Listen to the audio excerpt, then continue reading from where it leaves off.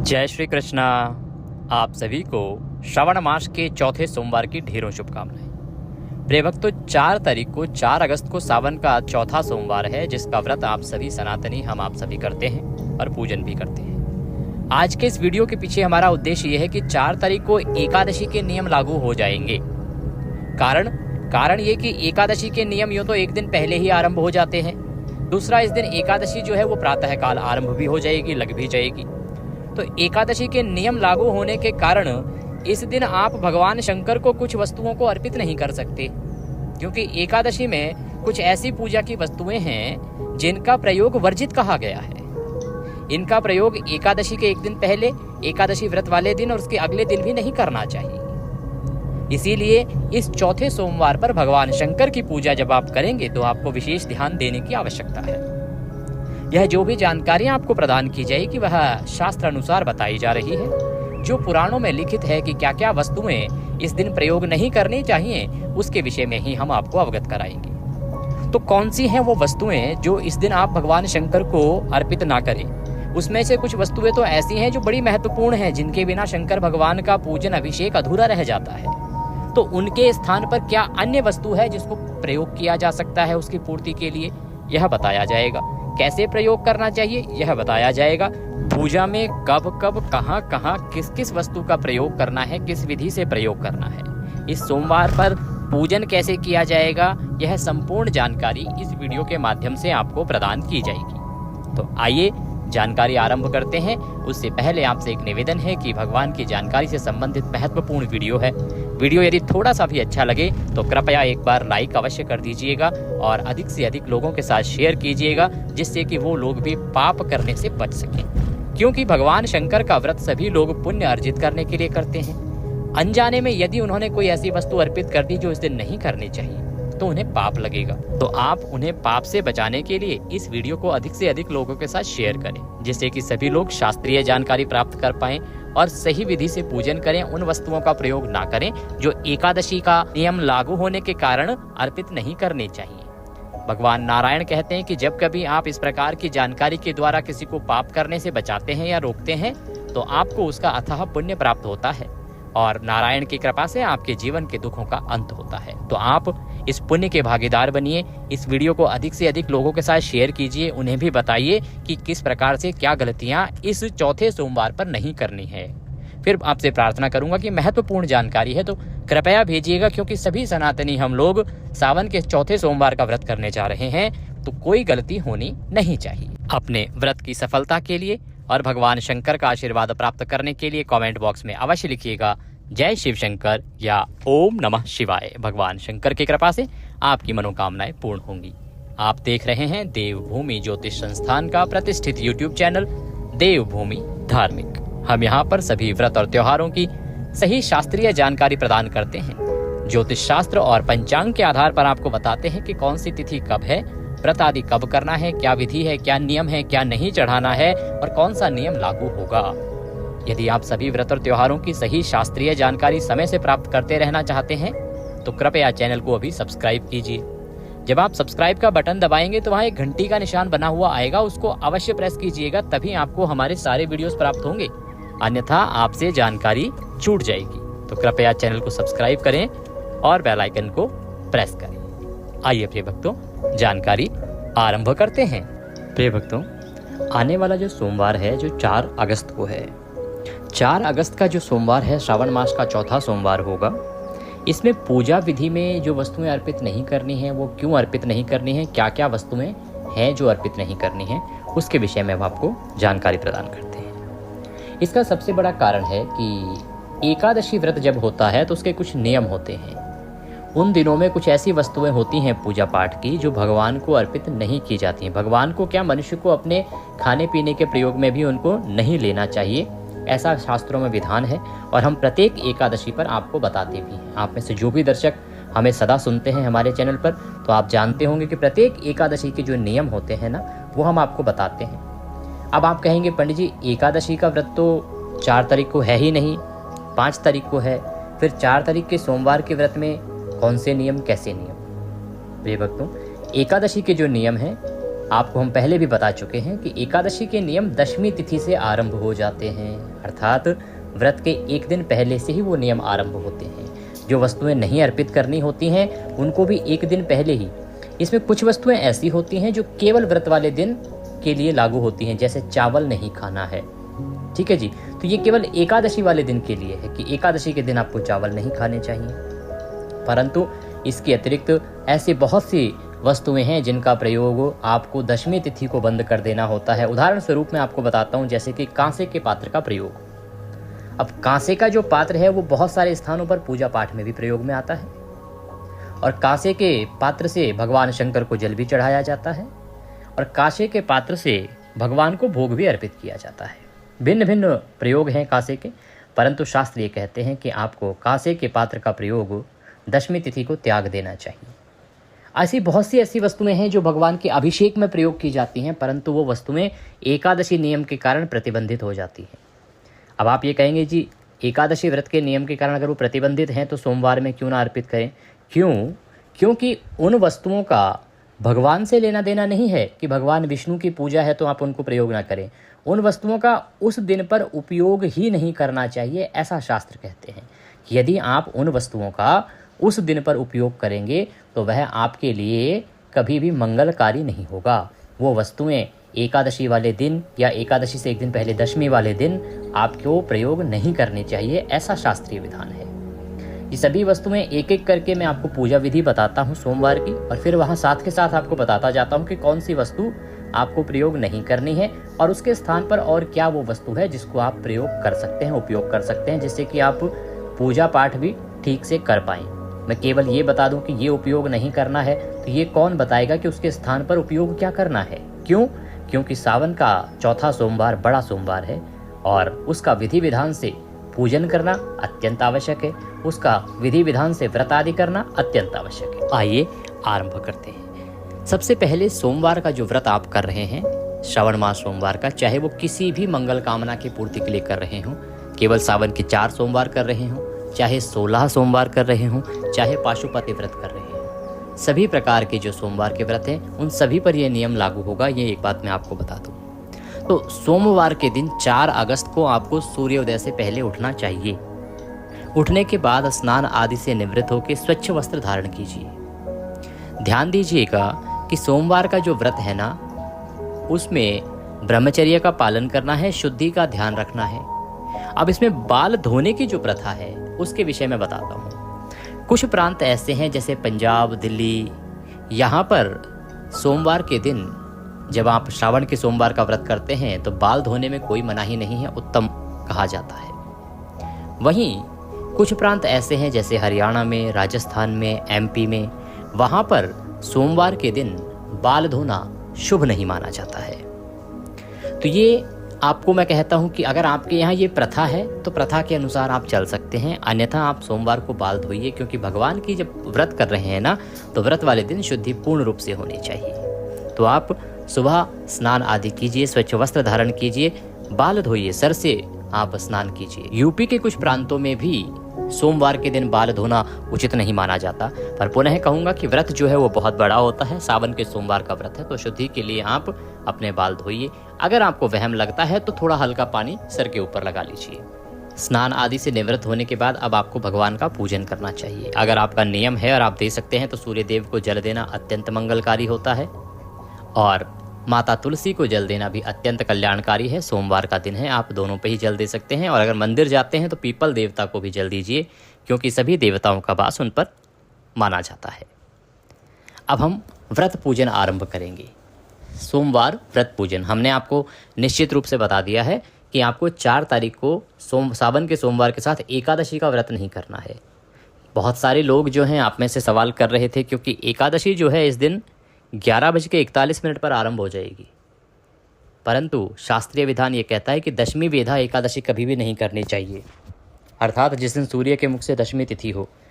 यहाँ तक कि भविष्य पुराण तो ये भी कहता है कि अगर सूर्योदय से 1 घंटे 34 मिनट पहले भी दशमी तिथि रही हो तो उस दिन भी एकादशी का व्रत नहीं करना चाहिए। इसीलिए मैंने आपको मना किया कि सावन का जो सोमवार है 4 अगस्त को, इस दिन आप एकादशी का व्रत ना कीजिए, केवल सोमवार का ही व्रत होगा। अब आप पूजन करेंगे सोमवार का, उसमें क्या क्या चीज़ें नहीं अर्पित करनी है, कैसे पूजन करना है, उस पर एक बार ध्यान दीजिएगा। पूजा की सारी सामग्री एकत्र कर लीजिए। ये मान के चलिए कि आप घर पर ही पूजन कर रहे हैं। अगर मंदिर में पूजन करना है तो उसी विधि से आप मंदिर में भी कर सकते हैं। जो भी आपका पूजा का स्थल है उसकी अच्छे से साफ सफाई कीजिए।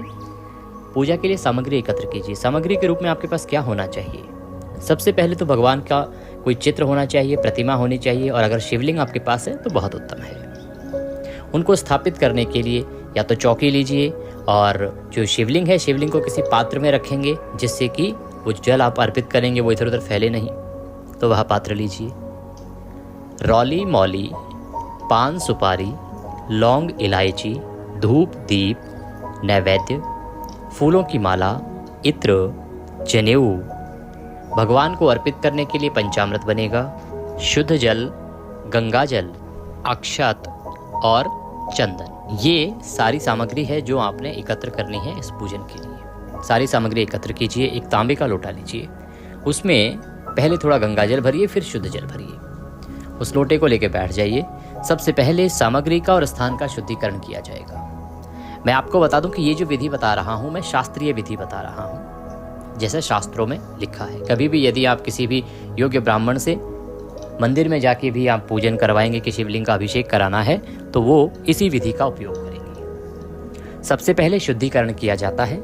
शुद्धिकरण करने के लिए जो लोटे में जल भरा है उसमें एक पुष्प डालिए, और पुष्प के माध्यम से सभी सामग्री पर और स्थान पर जल के छींटे दीजिए, जिससे कि शुद्धिकरण होगा, पवित्रीकरण होगा। हम मंत्र बोलते हैं, ओम पवित्र हो पवित्रवांग सर्वांग वस्तांगतोपि वाम यह स्मरेत पुंडरीकाक्षं सवायंतरः शुचिः।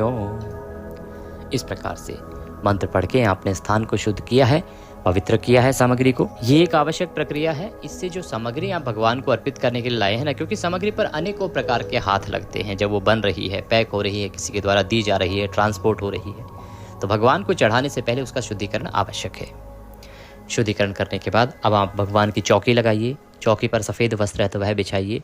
भगवान की तस्वीर को स्थापित कीजिए, और यदि आपके पास शिवलिंग है तो शिवलिंग को स्थापित कीजिए। जब आप शिवलिंग को स्थापित करेंगे तो एक चीज़ का ध्यान रखिएगा। अगर आप नहीं जानते हैं, आप जानते हैं तो उत्तम है, नहीं जानते हैं तो शिवलिंग को इस प्रकार से रखा जाता है कि उसका जो जलधारी का हिस्सा है, जिसे हम उमा क्षेत्र कहते हैं, वह उत्तर दिशा की ओर होना चाहिए। जब आप लिंग पर जल डालते हैं तो जो जल है वो उतर के एक बाहर नीचे जो जाता है ना, जो आगे से एक चोंच जैसा कुछ बना होता है, वो उमा क्षेत्र होता है। उसी को जलधारी का हिस्सा कहते हैं, जलधारी कहते हैं, जहाँ से कि जल नीचे उतरता है। तो वो जो हिस्सा है आप उत्तर दिशा की ओर करके रखिए। वो हिस्सा उत्तर की ओर करके और फिर शिवलिंग को स्थापित कीजिए। जब इस प्रकार से शिवलिंग को रखेंगे तो जो उत्तर दिशा है वहाँ पर माँ पार्वती विराजमान रहेंगी। पूर्व दिशा की ओर लिंग जो है उस पर भगवान का मुख होगा। पश्चिम की ओर उनकी पीठ होगी, और दक्षिण की ओर उनका सीधा हाथ होगा, सीधे हाथ की तरफ। ये अवस्था बनेगी। ऐसे में आपको दक्षिण दिशा में बैठना है, दक्षिण की तरफ पीठ करके, और उत्तर की तरफ मुख करके आपके सामने शिवलिंग होगा। इस जगह पर बैठ के मनुष्य को पूजन करना चाहिए शिवलिंग का। यह शास्त्रीय विधान है, यह शिव महापुराण में वर्णित है। अगर आप मंदिर में भी जाते हैं तो मंदिर में भी प्रयास कीजिए कि इसी अवस्था पर बैठकर, इसी स्थान पर बैठकर आप भगवान शिवलिंग को जल अर्पित करें। भगवान को जो भी पूजा पाठ करनी है इसी अवस्था में करें, क्योंकि शास्त्र कहते हैं कि यहीं बैठ के भगवान शंकर के शिवलिंग का पूजन करना चाहिए, तो आपको उत्तम फल प्राप्त होता है। कारण क्या है कि अगर पश्चिम की तरफ बैठेंगे तो पीठ हो जाएगी, उत्तर की तरफ बैठेंगे तो वो तो माता पार्वती का क्षेत्र है, और भगवान की एकदम सीधे नज़रों के सामने भी नहीं बैठना चाहिए कि अगर उन्हें क्रोध आए किसी कारण से तो भस्म हो जाते हैं। इसीलिए उपयुक्त स्थान ये है, यहाँ आप बैठ जाइए। आइए अब हम पहले संकल्प करेंगे और फिर संकल्प के साथ पूजन आरंभ करेंगे। संकल्प करने के लिए अपने सीधे हाथ पे जल लीजिए। 1 रुपये का सिक्का दक्षिणा के रूप में कम से कम रखिए, अधिक जो भी रखना चाहें वह रख सकते हैं। यहाँ तक आप संतुष्ट होंगे। अब आप समझ लीजिए मंदिर में अगर पूजन कर रहे हैं तो शिवलिंग सामने है और आप वहाँ पर संकल्प, ये संकल्प आप घर पर भी करके जा सकते हैं। उससे आगे का प्रोसेस जो है वो आप आगे की प्रक्रिया मंदिर में जाके कर सकते हैं। संकल्प करने के लिए जल लिया आपने, दक्षिणा रखी हाथ पे, 3 बार बोलिए ओम श्री विष्णु, ओम श्री विष्णु, ओम श्री विष्णु। अपना नाम, अपना गोत्र, जिस स्थान पर बैठकर संकल्प कर रहे हैं वहां का मकान नंबर, क्षेत्र का नाम, शहर का नाम। श्रवण मासे शुक्ल पक्षे चंद्रवासरे दशम्यायाम पुण्यतिथियो आयु आरोग्यता प्राप्त्यार्थाय, सुख संपत्ति प्राप्त्यार्थाय, योग्य वर प्राप्त्यार्थाय, दीर्घायु वर प्राप्त्यार्थाय, सुखी दाम्पत्य जीवन प्राप्त्यार्थाय श्रवण सोमवार व्रत पूजन संकल्पम संकरिष्ये। और वह संकल्प भगवान के चरणों में अर्पित कर दीजिएगा। ये विधि है, इसमें जो हमने बोला है इनमें से जो जो चीज़ें आप कामना करते हैं, भगवान से चाहते हैं, वह बातें ही बोलिएगा। अगर आप वर प्राप्ति के लिए कर रहे हैं तो वर प्राप्ति, अगर आप दीर्घायु पति के लिए कर रहे हैं तो पति की दीर्घायु के लिए बोलिएगा, और सुख संपत्ति तो सब चाहते ही हैं। इस प्रकार से संकल्प कीजिए। संकल्प करके भगवान का पूजन आरंभ करेंगे। भगवान के सामने धूप और दीप आपने संकल्प के समय ही प्रज्वलित कर लेने हैं, जला लेने हैं। अब भगवान को एक एक चम्मच जल अर्पित करेंगे, एक एक मंत्र पर। सबसे पहले पाद्य, फिर अर्घ्य, फिर आचमनी कराएंगे। जो शिवलिंग पर पूजन कर रहे हैं शिवलिंग पर चढ़ाइए, जो तस्वीर पर पूजन कर रहे हैं तो तस्वीर के सामने एक कटोरी रख लीजिए, उसमें अर्पित कीजिएगा। ओम भूर्भुवः श्री शिव शंकराय नमः। श्रवणमास चंद्रवासरे श्री शिव शंकर पूजन अंतर्गते श्री शिव शंकर निमित्तार्थाय पद्यम समर्पयामि। पद्य के रूप में एक चम्मच जल लीजिए, अर्पित कीजिए। ओम भूर्भुवः श्री शिव शंकराय नमः। अर्घ्यम समर्पयामि, अर्घ्य अर्पित कीजिए। ओम भूर्भुवः श्री शिव शंकराय नमः। आचमनीम समर्पयामि। पद्य, अर्घ्य, आचमनी। अगर शिवलिंग पर पूजन कर रहे हैं तो एक एक चम्मच जल अर्पित कीजिए। अब आप भगवान को स्नान कराएंगे प्रेम से। प्रेम से स्नान कराइए, खूब सारा जल लीजिए, लोटे से भगवान को स्नान कराइए। ओम भूर्भुवः श्री शिव शंकराय नमः। स्नान निमित्तार्थाय जलम समर्पयामि। स्नानम कुरु, स्नान कराइए प्रेम से। ओम नमः शिवाय, ओम नमः शिवाय, ओम नमः शिवाय, ओम नमः शिवाय। स्नान कराइए। स्नान कराने के बाद पंचामृत से स्नान कराया जाएगा। पंचामृत से जो स्नान है, अब मैं आपको मुख्य मुद्दे पे आ रहा हूँ। अभी तक आप सोच रहे होंगे पंडित जी आप कह रहे थे पूजा में कुछ वस्तुएं अर्पित नहीं करनी है, तो अभी पूजन आरंभ हुआ है बंधुओं। अब आपने पूजन में जो पंचामृत अर्पित करना होता है, ध्यान दीजिएगा। पंचामृत में प्रमुख रूप से क्या क्या होता है? कच्चा दूध, दही, घी, शहद और शक्कर। इसमें शहद का प्रयोग नहीं होगा, इसमें शहद का प्रयोग वर्जित है। शहद का प्रयोग दशमी तिथि, एकादशी तिथि और द्वादशी, तीनों ही दिन वर्जित कहा गया है। इसीलिए आपको, क्योंकि दशमी तिथि का लेना देना है, उसमें ऐसा नहीं कि एकादशी का पूजन कर रहे हैं तो आपने नहीं अर्पित करना है।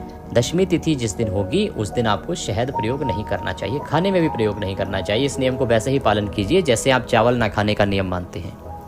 तो इसीलिए पंचामृत में शहद नहीं प्रयोग होगा। फिर पंचामृत पूरा कैसे होगा?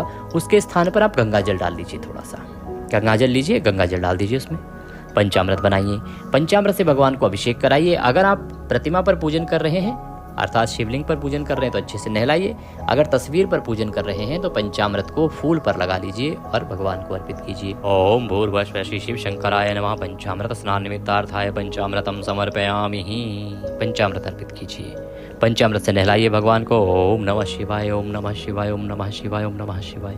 स्नान कराने के बाद पुनः शुद्धोदक जल से स्नान कराया जाता है, तो शुद्ध जल से स्नान कराइएगा। ये जो शुद्ध जल होगा इसमें गंगा जल मिला हुआ होना चाहिए। भगवान को शुद्ध जल अर्पित कीजिए।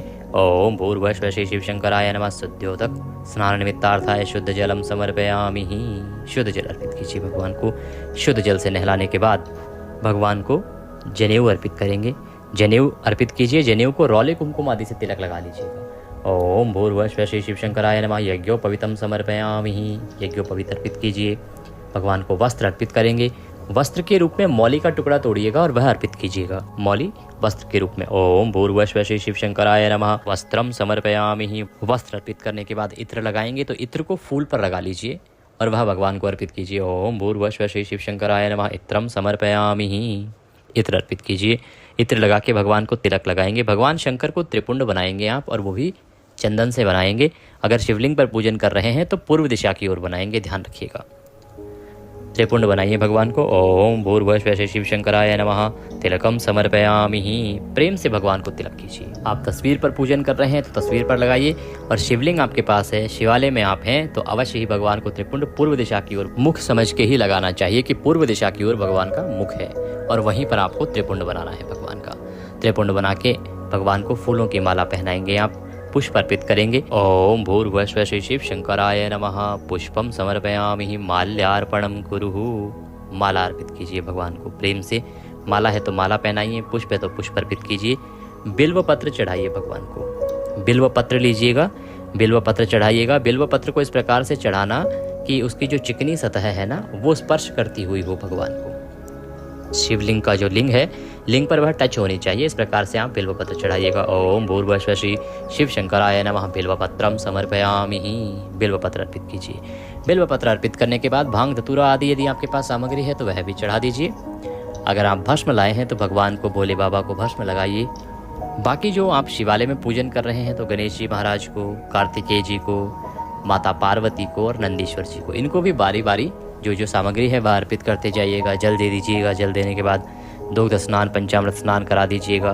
बाकी वस्तुएं अर्पित कर दीजिएगा। मैं आपको यहाँ केवल शिवलिंग को केंद्र में रखकर बता रहा हूँ, क्योंकि बाकी सब तो आप जानते ही हैं। इसमें और आगे बताता हूँ कि क्या क्या चीज़ें हैं जो आपको इस दिन नहीं करनी है और क्या प्रयोग नहीं करना है।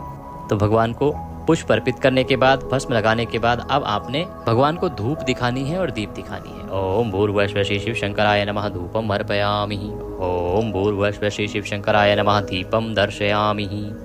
धूप दिखाइए प्रेम से, दीप दिखाइए प्रेम से। ध्यान रखिए, जो यहाँ पूजा के समय आपने दीपक जलाया है ना भगवान को, उसको आसन अवश्य दीजिएगा। भगवान को ये जो दीपक दे रहे हैं ये आपकी पूजा के साक्षी अग्निदेव हैं। तो इस दीपक को कभी भी आपने सीधा पृथ्वी पर नहीं रखना, डायरेक्ट पृथ्वी पर टच नहीं करना है, स्पर्श नहीं करना है। उसको आसन दीजिए फिर रखिएगा। धूप दिखाइए, दीप दिखाइए। अब भगवान को भोग लगाएंगे। भोग में ध्यान दीजिएगा।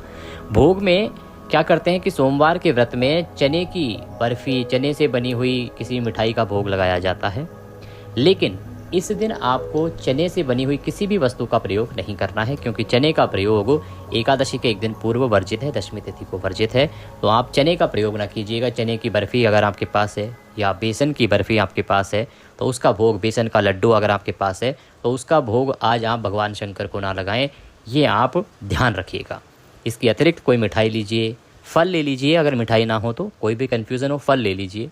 और ये ना हो तो मिश्री ले लीजिए नैवेद्य के रूप में अर्पित करने के लिए। सायंकाल को जो लोग 16 सोमवार कर रहे हैं या जो लोग पाशुपति व्रत कर रहे हैं तो वो सायंकाल को जो भोग लगाएंगे वो आप विशेष भोग लगाएंगे ही। ये पूजा का मैं आपको नैवेद्य अर्पित करवा रहा हूँ।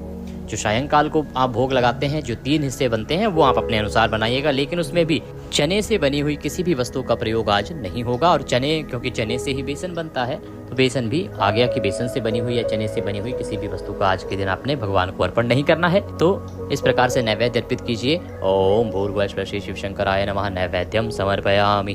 नैवेद्य अर्पित कीजिए भगवान को। नैवेद्य अर्पित करके जलाचमनी कराई जाती है, तो 1 चम्मच जल लीजिए, भगवान को जल अर्पित कीजिए। ओम भूर्भुवः स्वः श्री शिव शंकराय नमः जलाचमनीम समर्पयामि। जलाचमनी कराइए। जलाचमनी कराने के बाद भगवान को तांबूल अर्पित करेंगे। तांबूल के रूप में पान का पत्ता लीजिए, उस पर 2 लौंग, 2 इलायची और 1 सुपारी रखिए और वह भगवान को अर्पित कर दीजिए। ओम भूर्भुवः स्वः श्री शिव शंकराय नमः तांबूलम समर्पयामि। तांबूलम पूंगी फलम शुभ दक्षिणायाम शुभदो वरदो भवः। और जो भी दक्षिणा अर्पित करना चाहते हैं भगवान को, वह दक्षिणा अर्पित कीजिए। हाथ जोड़ के नमस्कार कीजिए।